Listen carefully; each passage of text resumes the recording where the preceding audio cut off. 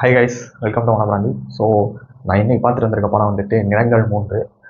நம்ம அதர்வா, ரஹ்மான் அண்ட் நம்ம சரத்குமார் நடிச்சிருக்காங்க.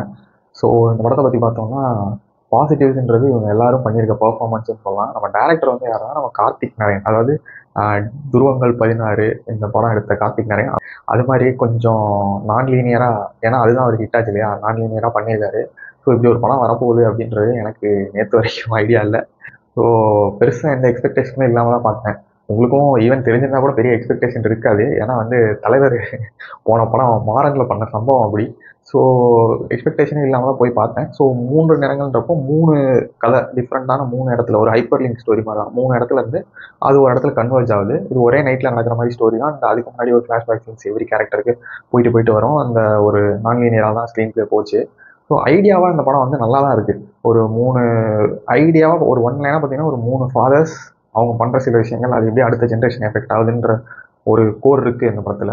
ஸோ ஃபஸ்ட்டு நம்ம அதர்வா கேரக்டர் வந்து என்ன பார்த்தாலும் என்ன சொல்கிறது, ஒரு போதையில் ஒரு ட்ரிப்பியாகவே இருக்க மாதிரி ஒரு கேரக்டர். சும்மா ஆனால் கஞ்சா அடிச்சுட்டு இவர் வந்து இவருக்கு ஒரு பிரச்சனை நடக்குது. இவர் வந்து ஒரு டேரக்டர், ஆஸ்பைரிங் டேரக்டர். ஸோ இவருக்கு ஒரு பிரச்சனையாகுது, அது எப்படி அதை ஃபேஸ் பண்ணுறாரு அப்படின்றது தான். ஆனால் இந்த கேரக்டர் தான் எனக்கு ரொம்ப ஆடாக இருந்துச்சு. ஏன்னா வந்துட்டு எந்நேரம் பார்த்தாலும் ட்ரிப்பியாக இருக்காரு, அவர் ஹெல்சினேட் பண்ணிட்டே இருக்காரு, அவரே பார்த்துட்டு இருக்காரு. டிஃப்ரெண்ட்டான என்ன சொல்கிறது, ஏதோ காட்டுறேன்னு சொல்லிட்டு அது பெருசாக படத்துக்கும் ஹெல்ப் ஆகல. அவர் பேசுகிற எதுவுமே ரொம்ப டீப்பாகவும் இல்லை ஃபன்னியாகவும் இல்லை.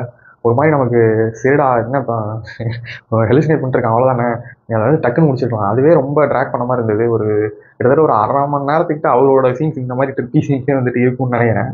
அது எந்த விதத்தில் படத்துக்கு அவ்வளோ ஹெல்ப் பண்ணிச்சு அப்படின்னு எனக்கு ஒன்றும் தெரியல. மேபி அதை வேற மாதிரி கூட காமிச்சிருந்துருக்கலாம். அண்டு செகண்ட் வந்து இந்த ரஹ்மான் வந்து ஒரு என்ன சொல்கிறது நல்ல டீச்சராக வராரு. அண்ட் அவருக்கு இருக்க ஸ்டூடெண்ட்டாக ஒரு கேரக்டர் வருது. அவர் அப்புறம் அம்மு அபிராமி அவர் பொண்ணாக வராங்க. ஸோ இந்த கேரக்டர்ஸ்குள்ள ஒரு டைனமிக்ஸ் இருக்குது. இது வந்துட்டு எப்படின்னா ஸ்கூல் பசங்க என்னடா இந்த ஸ்கூல் பசங்கன்னு வர வர படத்தில் காமிச்சாலே வந்து பயங்கரமாக ஏதாவது பண்ணிருக்கானுங்க. தேவையில்லாம் இவங்க முதல்ல பார்த்தா ஸ்கூல் பசங்க மாதிரியே தெரில. அதனாலேயே அந்தளவு ஒன்றும் அந்த கேரக்டரோடய நம்ம கனெக்ட் ஆகலை. அந்த அந்த போர்ஷன் ஆனால் ஓகே, நீட்டாக தான் இருந்தது. அந்த படத்தோட என்ன சொல்கிறது பயங்கரமான இந்த படத்துலேயே நல்ல பர்ஃபார்மன்ஸ் பண்ணியிருக்கிறாருன்னா சரத்குமார் தான் சொல்லுவேன். அவர் வந்துட்டு இப்போ ரீசெண்டாக பண்ண எல்லா படத்துலையும் ஓரளவு நல்ல டீசெண்டாக பண்ணிட்டு இருக்காரு.